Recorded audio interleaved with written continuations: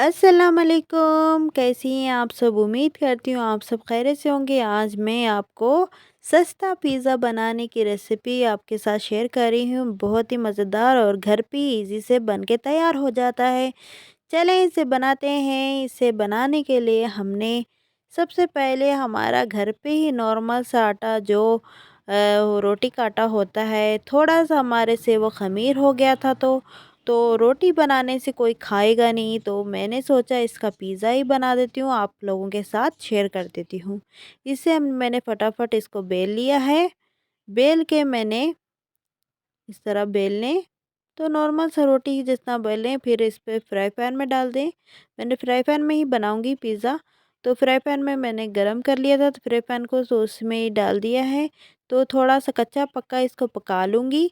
इसको पकाने के बाद देखें इस तरह पका लें, तो ज़्यादा पकाने से तो वो भी चलेगा।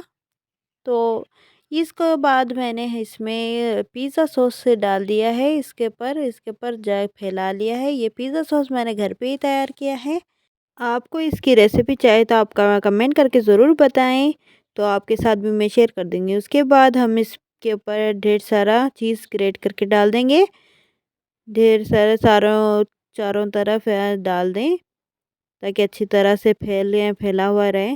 तो इस तरह डाल दें। उसके बाद मैं घर पे ही प्याज और शिमला मिर्च थी, आप ज़्यादा और कुछ है तो आप वो भी डाल सकते हैं। तो मेरे पास शिमला मिर्च और प्याज पड़ी हुई थी, तो मैंने इनको डाल दिया है, स्लाइस में काटा हुआ था। और अब हम 2 अंडे लेंगे। इसमें हम नमक, मिर्चें और हस्बे ज़रूरत शामिल कर देंगे। शामिल करके अच्छी तरह से इसको घोल लेंगे। घोलने के बाद इसको हमने फ्राई यानी तवा रख देंगे चूल्हे पे। तो तवा गर्म होने के बाद इसमें घी को शामिल करें और ऑमलेट को यानी अंडे को डाल दें उसमें। ऑमलेट बनाना चाहते हैं तो ऑमलेट बनाएं, तो आप इस तरह गुचड़ मुचड़ करेंगे तो वो भी चलेगा।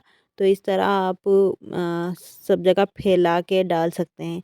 तो इस तरह मैंने उसके ऊपर तवे के ऊपर ही, गरम तवे के ऊपर ही मैंने फ्राई पैन को रख दिया है पिज़्ज़ा वाले। तो उसके ऊपर ये सारा अंडा डाल दिया है। ऊपर से ढेरों ढेर मैंने चीज़ को डाल दिया है।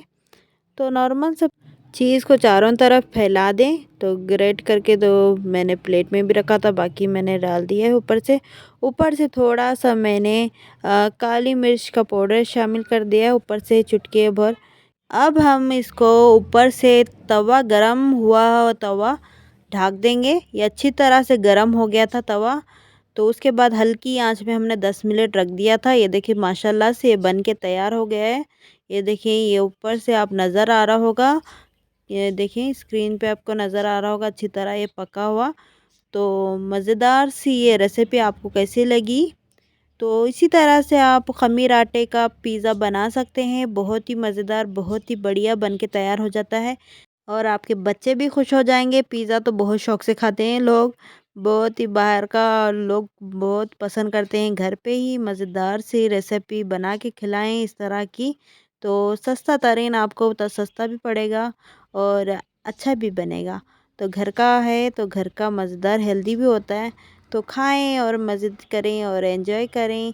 तो मेरी वीडियो कैसी लगी आपको मुझे कमेंट करके बताएं, और मिलते हैं चले अगली वीडियो में। अल्लाह हाफिज़।